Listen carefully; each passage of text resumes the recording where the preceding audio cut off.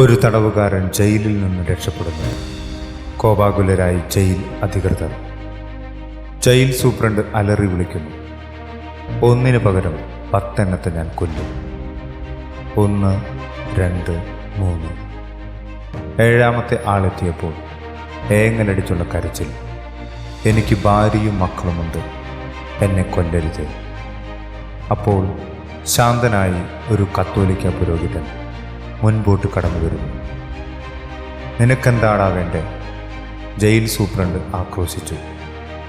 പിന്നെ നടന്നത് തങ്കലിപികളിൽ എഴുതപ്പെട്ട ചരിത്രം.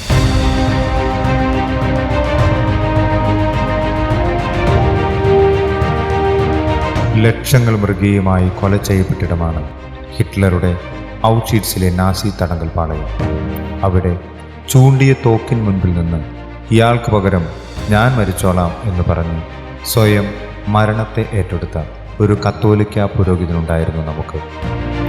വിശുദ്ധ മാക്സിമില്യൻ മേരി കോൾബെ, സ്നേഹത്തിൻ്റെ രക്തസാക്ഷി, അമലോത്ഭവ മാതാവിനെ ഏറെ സ്നേഹിച്ചിരുന്ന വിശുദ്ധൻ. അദ്ദേഹത്തിൻ്റെ ജീവിതത്തിലൂടെ നമുക്കൊന്ന് കടന്നു പോകാം. പോളണ്ടിലെ ഡ്വെൽസ്കവോള എന്ന കൊച്ചു ഗ്രാമത്തിൽ ജൂലിയസ് മരിയാന ദമ്പതിമാരുടെ 2ാമത്തെ പുത്രനായി 1894 ജനുവരി 8-ാം തീയതി റെയ്മണ്ട് ജനിച്ചു. ചെറുപ്പത്തിൽ നമ്മിൽ പലരെയും പോലെ ഒരുപാട് കുസൃതികൾ ഒപ്പിച്ചിരുന്ന ബാലനായിരുന്നു റെയ്മണ്ട്. 10 വയസ്സ് പ്രായമായിരിക്കെ അവൻ ഒരു ദിവസം അമ്മയോട് ചോദിച്ചു, അമ്മേ, എൻ്റെ കൂടെ കളിക്കാനായി ഒരു കോഴിക്കുഞ്ഞിനെ ഞാൻ പിടിച്ചോട്ടെ? അമ്മ വേണ്ട എന്ന് പറഞ്ഞു. എങ്ങനെയെങ്കിലും തൻ്റെ ആഗ്രഹം സാധിക്കാനായി റെയ്മണ്ട് ആരും കാണാതെ അമ്മ സൂക്ഷിച്ചിരുന്ന ഒരു കോഴിമുട്ടയെടുത്ത് വിരിയിക്കാനായി തള്ളക്കോഴിയുടെ അടിയിൽ കൊണ്ടുപോയി വെച്ചു. ഇത് കണ്ടുപിടിച്ച അമ്മ ഒരു വടിയെടുത്ത് ഒരു അടി കൊടുത്തിട്ട് ദേഷ്യത്തോടെ ചോദിച്ചു, എടാ റെയ്മി, ഇങ്ങനെ പോയാൽ വലുതാകുമ്പോൾ നീ ആരായിത്തീരും? അമ്മയുടെ ഈ ചോദ്യം കുഞ്ഞു റെയ്മണ്ടിനെ ഒരുപാട് വിഷമിപ്പിച്ചു. അന്നു മുതൽ ഒരു നല്ല മകനാകാൻ അവൻ ശ്രമിച്ചു. മാതാപിതാക്കളെ അനുസരിക്കാൻ തുടങ്ങി, പ്രാർത്ഥിക്കാൻ തുടങ്ങി. കുറച്ച് ദിവസം കഴിഞ്ഞ് വീട്ടിലെ രൂപങ്ങൾക്ക് മുൻപിൽ മുട്ടുകുത്തി മണിക്കൂറുകൾ പ്രാർത്ഥിക്കുന്ന മകനെ കണ്ട അമ്മ മകനെ അടുത്ത് വിളിച്ചു ചോദിച്ചു, മോനെ, നിനക്ക് എന്തു പറ്റി? എന്താ നീ പതിവില്ലാതെ ഒരുപാട് പ്രാർത്ഥിക്കുന്നത്? വിറയ്ക്കുന്ന ശബ്ദത്തോടെ റെയ്മണ്ട് പറഞ്ഞു, ഞാൻ ഈശോയുടെ അമ്മയെ കണ്ടു. അമ്മയുടെ കയ്യിൽ 2 കിരീടങ്ങൾ ഉണ്ടായിരുന്നു. ഒരെണ്ണം ചുവപ്പ്, ഒരെണ്ണം വെള്ള. എന്നിട്ട് എന്നോട് മാതാവ് ചോദിച്ചു, നിനക്ക് ഏത് കിരീടമാണ് വേണ്ടത്? ഞാൻ പെട്ടെന്ന് തന്നെ മറുപടി പറഞ്ഞു, എനിക്ക് 2ഉം വേണം. ഒരു പുഞ്ചിരിയോടെ അമ്മ അപ്രത്യക്ഷയായി. ഭാവിയിൽ റെയ്മണ്ട് സ്വീകരിക്കാൻ പോകുന്ന വിശുദ്ധിയുടെ തൂവെള്ള കിരീടവും രക്തസാക്ഷിത്വത്തിൻ്റെ ചുവന്ന കിരീടവുമാണ് പരിശുദ്ധ അമ്മ അന്ന് നൽകിയത് എന്ന് കുഞ്ഞു റെയ്മണ്ടിന് മനസ്സിലാക്കാൻ കഴിഞ്ഞില്ല. അന്നു മുതൽ താൻ നേരിൽ കണ്ട മാതാവിനോട് ഒരു പ്രത്യേക സ്നേഹവും ഭക്തിയും റെയ്മണ്ടിനുണ്ടായിരുന്നു. ഒരു പുരോഹിതനാകണം എന്ന ആഗ്രഹത്തോടെ 1907 ഫ്രാൻസിസ്കൻ കൺവെൻച്വൽ സഭയിൽ ചേർന്നു. നോവിഷേറ്റിന് ശേഷം മാക്സിമില്യൻ കോൾബെ എന്ന പേര് സ്വീകരിച്ചു. 1914 അദ്ദേഹം നിത്യവ്രത വാഗ്ദാനം നടത്തി. അതീവ ബുദ്ധിശാലിയായിരുന്നു കോൾബെ. ഫിസിക്സും കണക്കുമായിരുന്നു ചെറുപ്പത്തിൽ ഇഷ്ടപ്പെട്ട വിഷയങ്ങൾ. തത്വശാസ്ത്രത്തിലും ദൈവശാസ്ത്രത്തിലും ഡോക്ടറേറ്റ് നേടിയ കോൾബെ 1919 പൗരോഹിത്യം സ്വീകരിച്ചു. ആ കാലഘട്ടത്തിൽ സഭയുടെ വിശ്വാസത്തെയും മാർപ്പാപ്പയെയും അംഗീകരിക്കാത്ത ഫ്രീമേസൺ എന്ന സംഘടനയും മറ്റു പല പാഷണ്ഡതകളും സഭയെ പിടിച്ചുകുലുക്കി. അതിനെതിരെ ശക്തമായി പോരാടാനായി ആഗ്രഹിച്ച് പ്രാർത്ഥിച്ച കോൾബെക്ക് മാതാവ് ഉത്തരം നൽകി.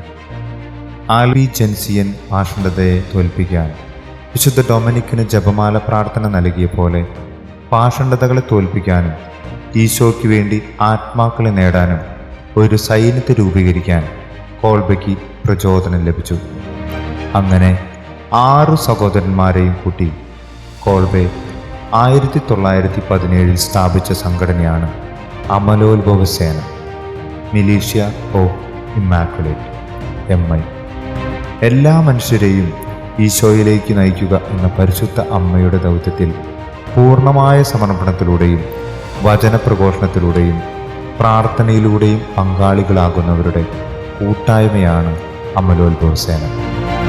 ഒരു വിശ്വസ്ത പടയാളിയെപ്പോലെ രക്തസാക്ഷിത്വം വഹിക്കാൻ പോലും തയ്യാറായവർക്കുള്ള ഒരു കൂട്ടായ്മയാണ് അമലോത്ഭവ സേന. സഭ ഔദ്യോഗികമായി അംഗീകരിച്ച ഈ ഭക്ത സംഘടനയിലൂടെ കോൾബെ അനേകം ആത്മാക്കളെ ഈശോയ്ക്ക് വേണ്ടി നേടി. ഇന്നും അനേകം പേർ ആത്മാക്കളെ ഈശോയ്ക്കായി നേടുന്നു. മരിയഭക്തി എഴുത്തിലൂടെ പ്രചരിപ്പിക്കുന്നതിനായി കോൾബെ ഒരു അച്ചടിശാല തുടങ്ങി. അമലോത്ഭവ യോദ്ധാവ് എന്ന മാസിക ആരംഭിച്ചു. അമലോത്ഭവ മാതാവിലൂടെ ലോകത്തെ ക്രിസ്തുവിനു വേണ്ടി നേടുക എന്നതായിരുന്നു കോൾബെയുടെ ലക്ഷ്യം. 1939 അമലോത്ഭവ യോദ്ധാവിന് 7 ലക്ഷത്തോളം കോപ്പികൾ ഉണ്ടായിരുന്നു. 1.5 ലക്ഷത്തോളം വരുന്ന യുവാക്കൾക്ക് വേണ്ടിയുള്ള മാസികയും 35,000-ഓളം വരുന്ന കുട്ടികൾക്ക് വേണ്ടിയുള്ള മാസികയും കോൾബെ പുറത്തിറക്കി. ഇതിനു പുറമെ എല്ലാ ദിവസവും 1.5 ലക്ഷത്തോളം കോപ്പികൾ ഇറക്കിയിരുന്ന ഒരു കത്തോലിക്ക ദിനപത്രവും അദ്ദേഹം പുറത്തിറക്കി എന്നത് ഇന്നുപോലും നമുക്ക് സങ്കല്പിക്കാൻ ബുദ്ധിമുട്ടുള്ള കാര്യമാണ്.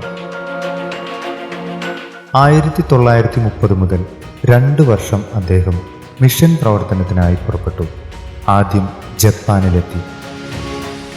ജപ്പാനീസ് ഭാഷയിലെ മാസിക സുഹൃത്തുക്കളുടെ സഹായത്തോടെ പുറത്തിറക്കി.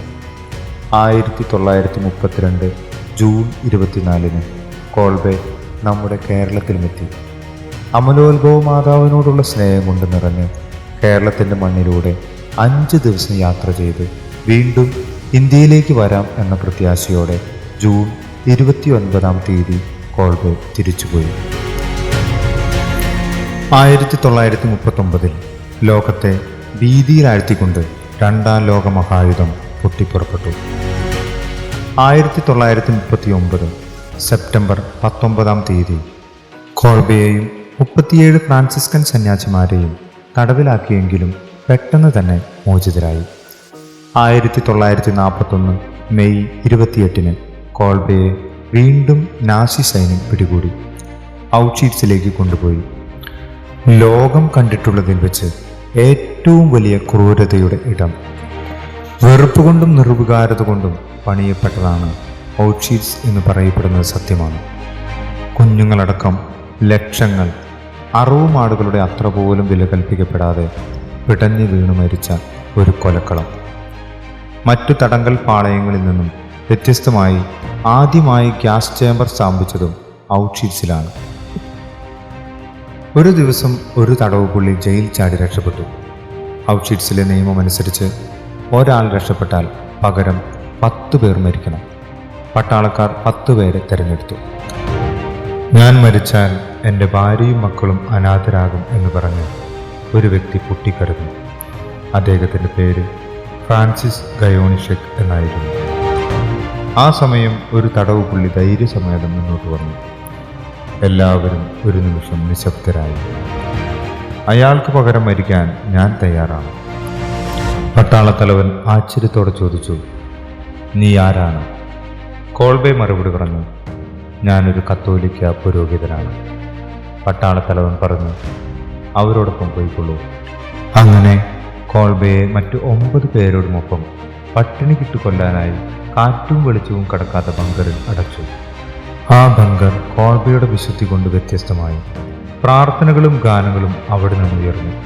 ദിവസങ്ങൾ മുന്നോട്ട് നീങ്ങി. വിശപ്പും ദാഹവും അതിശക്തമായി. ഒരു തുള്ളി വെള്ളം പോലും കിട്ടാൻ വഴിയില്ല. എല്ലാവരുടെയും ശരീരം ദുർബലമായി. അവർ തളർന്നു വീണു. ഓരോരുത്തരായി മരണത്തിന് കീഴടങ്ങി. കോൾബെയടക്കം 4 പേർ കുറച്ചു ദിവസങ്ങൾ പിടിച്ചു നിന്നു. അവസാനം കോൾബെ മാത്രം അവശേഷിച്ചു. ബങ്കറിൽ അടയ്ക്കപ്പെട്ട് 14 ദിവസം കഴിഞ്ഞിട്ടും മരിക്കാതെ ഒരു അസ്ഥികൂടം പോലെ ജീവച്ഛവമായി ഒരു മനുഷ്യൻ. 1941 ഓഗസ്റ്റ് 14 വിഷം നിറച്ചൊരു സിറിഞ്ചുമായി ഒരു ഡോക്ടർ കോൾബയുടെ സെല്ലിലെത്തി. അദ്ദേഹത്തിൻ്റെ ഇടത്ത് കൈയിലൂടെ വിഷം ഇഞ്ചക്ട് ചെയ്യപ്പെട്ടു. ഏതാനും നിമിഷങ്ങൾക്കുള്ളിൽ കോൾബയുടെ ആത്മാവ് ഈശോയുടെ പക്കലേക്ക് യാത്രയായി.